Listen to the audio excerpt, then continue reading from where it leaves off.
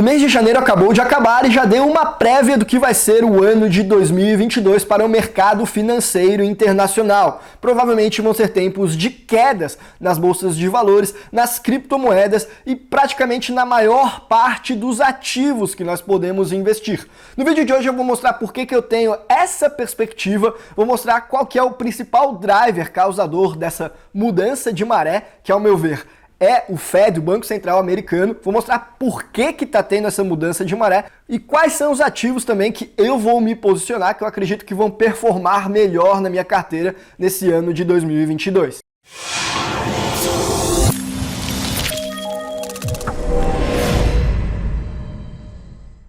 Pessoal, eu me chamo Guilherme, eu sou advogado e aqui no canal da Capital Global a gente conversa sobre investimentos, empreendedorismo, planejamento tributário e estratégias de internacionalização. Nós mostramos quais são as vantagens delas para você na hora de ganhar mais dinheiro. E aí, eventualmente, a gente fala também sobre macroeconomia, entender o cenário no qual nós estamos inseridos para conseguir se posicionar de acordo. Então, se você gosta desse tipo de conteúdo, considere se inscrever aqui no canal, ativa o botão das notificações clicando no sininho e, é claro, não esquece de clicar no botão de gostei e de deixar um comentário aí pra gente. Até porque esse é um dos temas mais importantes para se fazer num começo de ano, que é traçar uma projeção do que deve acontecer no mercado daqui para frente. E a minha perspectiva é que nós vamos ter uma mudança de maré, muito causada por conta das políticas monetárias internacionais, do Fed, o Banco Central Americano. Eu vou explicar então qual que é o contexto que nós estávamos inseridos até então, por que nós vamos ter uma mudança de maré daqui para frente, novos ares, novos ventos, qual que é a forma da gente se comportar então diante dessas novas mudanças, quais são os ativos que eu acredito que vão ser mais interessantes. Começando então entendendo qual que era o contexto até então. O final do afrouxamento monetário sem precedentes. Como você já deve saber, a economia funciona em ciclos. Nós temos tempos de altas nos mercados, seguidas por tempos de baixa.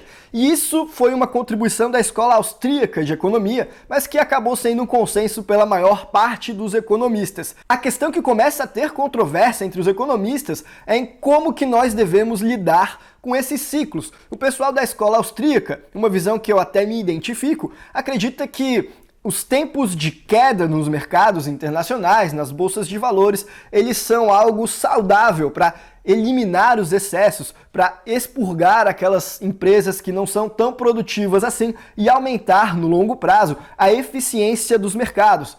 Porém, é bem verdade que nenhum político vai querer que esse ciclo de queda aconteça justamente durante a sua gestão. E se por acaso ele estiver aparecendo ali, batendo na porta, eles vão querer fazer de tudo para evitar. Inclusive, patrocinar visões econômicas diferentes e adotar aquelas teses que às vezes, por mais mirabolantes que pareçam, são mais agradáveis aos olhos dos políticos. Teses de manipular a economia. E é o que tem acontecido, na verdade, desde 2008. Se a gente for pegar o governo americano, por exemplo, por meio do Banco Central. Em 2008, você deve saber também, a gente teve uma crise financeira causada aí pelas hipotecas imobiliárias, principalmente lá nos Estados Unidos. E desde então, era para ter iniciado um ciclo de baixa. Porém, para tentar segurar aquela sangria toda, o Fed, o Banco Central Americano, entrou injetando liquidez no mercado. Ou seja, ele criava dinheiro do nada para poder comprar títulos do governo americano, títulos privados, títulos lastreados em hipoteca. E quando ele comprava títulos do governo americano, por exemplo, ele entregava esse dinheiro que ele criou para o governo injetar na economia. Quando ele comprava títulos privados, ele entregava, sei lá, para o banco injetar na economia. Isso se chamava as políticas de quantitative easing, ou de afrouxamento monetário, de inflar a base monetária na esperança de estimular a economia. Porque aí o governo com mais dinheiro em mãos, ele acabava gastando mais. Os bancos com mais dinheiro em mãos, eles acabavam emprestando com mais facilidade para as pessoas, acabavam cobrando menos juros, ou mesmo ia lá na mesa do banco e ele diretamente comprava ações, comprava fundos, o que fazia com que o preço de basicamente tudo no mercado financeiro subisse,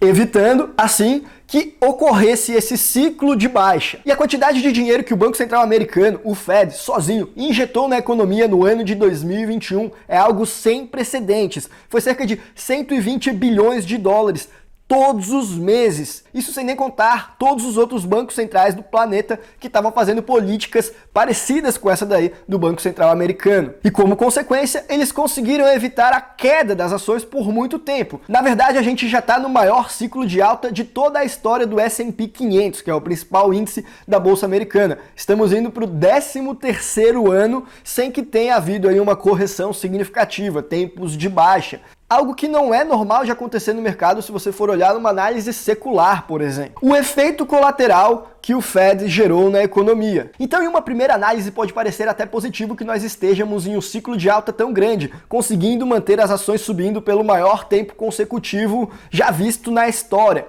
E isso aconteceu graças ao Fed e a sua magnífica injeção de liquidez. Essa pode ser uma primeira impressão que muitas pessoas têm. Porém, a questão é um pouco mais complexa do que isso, porque na verdade essa alta das ações ela só aconteceu por causa desse driver que é a manipulação de mercado, é jorrar mais dinheiro na economia para evitar a queda, enquanto que as empresas por si só, elas não estão agregando mais valor. Elas, na verdade, se nós formos ver de uma forma geral, nos últimos 2 anos têm tido uma performance pior, principalmente aí por conta desse vírus que atingiu o mundo, por causa desses tempos de lockdown. Esse gráfico aí na tela demonstra como é uma manipulação. Porque na linha azul nós temos o PIB americano, ou seja, o crescimento da economia de lá. Já na linha vermelha, a gente tem o crescimento da base monetária, ou seja, da quantidade de dinheiro injetado na economia pelo Fed. Aí você pode ver que a partir de 2008, com a adoção do sistema do afrouxamento monetário, a relação entre a quantidade de moedas na economia e o crescimento dela passou a não existir mais. O PIB continua andando nessa variável X. Agora, a base monetária, por sua vez, foi aumentada muitas vezes mais. Foi aumentada de uma forma absurda. E aí na linha de azul claro, você consegue ver a capitalização da Bolsa Americana, que por sua vez também subiu. Subiu junto com o aumento da base monetária, mas em descompasso com o PIB. Ou seja, teve um verdadeiro descolamento aí do que a gente tem na economia real, de produtividade, de aumento, de crescimento, do crescimento da base monetária, do dinheiro impresso e, consequentemente, do preço das ações e de praticamente tudo que nós temos na economia também. É porque com tanto dinheiro sobrando na mão das instituições financeiras, na mão dos players desse mercado, eles começaram a comprar tudo que tinha, mesmo que não tivesse uma boa qualidade. E esse é um dos principais efeitos colaterais dessa política de afrouxamento monetário, é gerar uma maior irresponsabilidade no controle de riscos das instituições financeiras. Já que o dinheiro é farto, eles não se importam em gastar em ativos que não estão performando tão bem assim. Como consequência, o pessoal saiu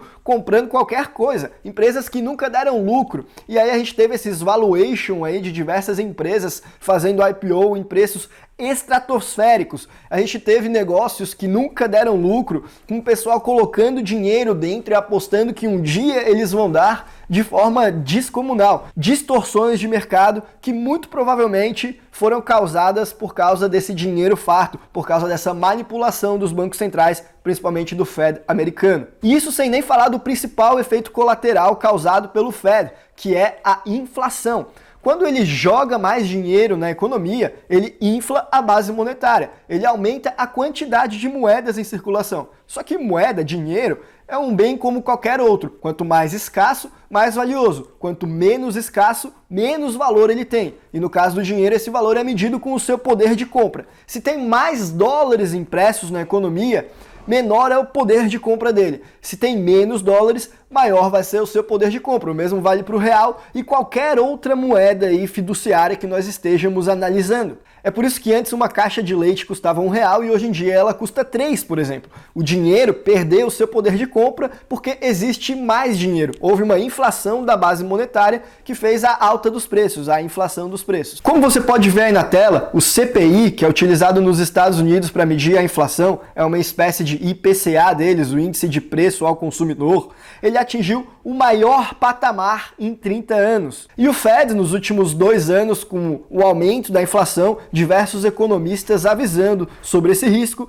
Ele sempre fez uma política de vista grossa, falava que era algo passageiro, mas chegou um momento em que basicamente não tinha mais como ignorar o elefante no meio da sala. A inflação nos Estados Unidos já estava correndo o risco de ser tão alta quanto aquela lá dos anos 80, que foi um tempo em que o pessoal ficou nervoso porque a inflação deles bateu 10% lá. Imagina, 10% para brasileiro é suave. Lá nos Estados Unidos o pessoal já acha que é o fim do mundo. Na Venezuela isso aí é sonho. Mas isso é outra conversa. O ponto é que eles precisavam agir porque não dava mais para ignorar esse elefante no meio da sala. E aí eles mudaram a maré. A postura do Fed para 2022 e como que isso pode derrubar os mercados. A partir de 2022, então, o mais provável é que o Fed não continue com essa política de expansão da base monetária para fazer os preços das ações subirem. Na verdade, eles vão querer focar em controlar a inflação, que é o efeito colateral causado por causa desse aumento da base monetária. Ainda que isso signifique deixar um pouco de lado os mercados de ações e permitir que eles corrijam. Afinal, vai tirar esse driver que está fazendo eles subirem. Agora, se nada mais vai justificar essa alta, a tendência é que eles comecem a cair. E para ser sincero, isso já até está acontecendo. Aqueles 120 bilhões que o Fed vinha injetando na economia americana mês a mês, eles já cortaram. Agora eles estão injetando apenas 60 bilhões ao mês. Ainda é muita coisa, mas a tendência é de queda. Além disso, desde o final de 2021, o Fed também já vem avisando que eles vão começar a aumentar os juros. A primeira vez que eles falaram isso foi lá em novembro do ano passado. Depois eles reiteraram essa ideia em dezembro, na última reunião do ano, e agora, em janeiro de 2021, eles voltaram a falar que a partir de março os juros vão começar a subir, que hoje está ali na faixa de 0 a 0,25%. E veja, essa ideia de subir os juros serve muito para conter essa inflação. Porque agora, se os juros são mais altos, significa que você comprar títulos da dívida pública americana, por exemplo, você vai ter um retorno mais significativo, o que atrai o dinheiro que está circulando na economia para poupar nesses investimentos de título público, o que atrai também o dinheiro que está em excesso no mercado de ações para títulos públicos. Afinal, por que você vai correr o risco de uma ação de uma empresa especulativa que está em queda se você pode botar em um título público do governo americano, que é um credor com maior reputação aí no mercado, que vai estar te pagando, digamos, 5%. O pessoal vai preferir botar o dinheiro para lá. E aí eles vão conseguir diminuir a base monetária e com isso conter a inflação. Ao menos isso é o almejado. E ao fazer isso, certamente vão fazer com que o pessoal tire o dinheiro das ações, tire o dinheiro dos fundos, tire o dinheiro dos equities em startup, fazendo com que todos esses preços que estão inflados comecem a cair. Como proteger a carteira no novo cenário de 2022? Então, considerando essa mudança de ares, que faz com que as bolsas não sejam mais tão atrativas como estavam sendo até então, com toda essa injeção de liquidez, agora nós temos que ter uma postura de maior cautela nos nossos investimentos. Muitas pessoas vão migrar para os títulos americanos de renda fixa, que, como eu acabei de falar, são alguns dos investimentos mais seguros que nós podemos ter e que provavelmente vão pagar um pouco mais de juros a partir de agora. Eu, pessoalmente, acredito que se a sua ideia é preservar capital, essa pode até ser uma alternativa interessante sim. Mas veja, eles também não vão te pagar valores estrondosos, eles apenas vão servir para proteger aquilo que você já conquistou. Agora, algumas pessoas também têm apostado que os mercados emergentes devem se destacar a partir de agora, porque boa parte dessa inflação nas ações se deu principalmente no S&P 500, nas bolsas americanas, até na bolsa europeia, mas não tanto nos mercados emergentes. Você pode ver que teve até um descolamento no final do ano passado. Lá nos Estados Unidos o mercado continua a subir. Aqui no Brasil, por exemplo, ainda mais se você for ver em dólares, a gente está só caindo. Então, a gente não está tão inflado assim, essa que é a verdade.